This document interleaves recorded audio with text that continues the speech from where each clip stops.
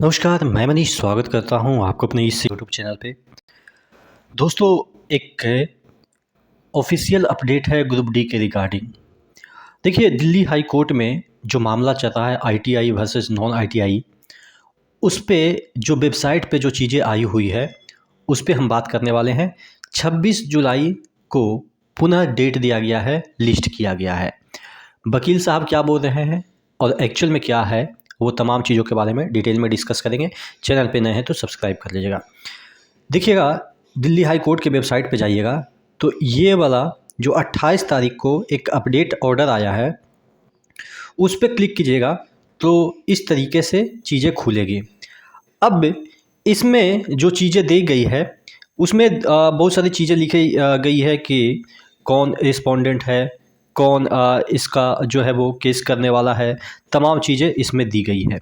यहाँ पे जो 28 तारीख को ऑर्डर पास हुआ उसमें लिखा गया है, as one of us Naveen Chawla justice, यानी कि हम लोग में से एक नवीन चावला जो जज है, has to sit in a special bench in post lunch session, यानी कि जो उस दिन लंच सेशन के बाद उनको दूसरे केस देखना था।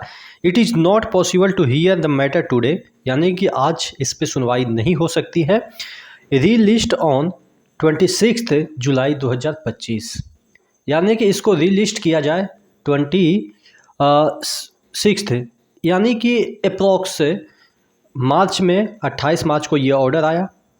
28 मार्च से लगभग 28 जुलाई ही आप अप्रॉक्स मान लीजिए, तो यानी कि अप्रैल, मई, जून, जुलाई 4 महीने डेट पड़ गए हैं। यानी कि 4 महीने के बाद अब इस केस का लिस्टिंग होगा, चीज़ों को ऑब्जर्व किया जाएगा, फिर पता नहीं अगली सुनवाई की तारीख दे दी जाएगी।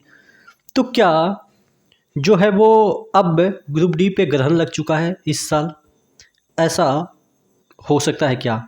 देखिए, मैं आपको बता देता हूँ कि बाकी सब प्रोसेस, देखिए कहीं पे ऑर्डर में कहीं स्टे की बात नहीं की गई है, लेकिन वकील साहब कभी कह रहे हैं कि मई में सुनवाई होगी, कभी मतलब कि सोशल मीडिया पे ही हम लोग देख रहे हैं, कोई वकील हैं तो कोई कुछ बोल रहे हैं तो कोई कुछ बोल रहे हैं, लेकिन जो ऑफिशियली आ रहा है वो कुछ और आ रहा है।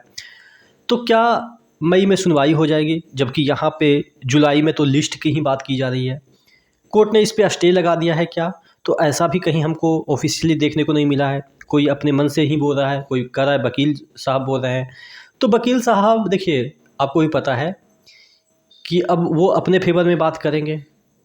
अब किसी के लिए पैसे वो ले रहे हैं तो वो आपको खुश तो करेंगे ही। तो हो सकता है खुश करने के लिए कुछ ऐसा स्टेटमेंट आ गया हो, लेकिन रियलिटी में तो ये है।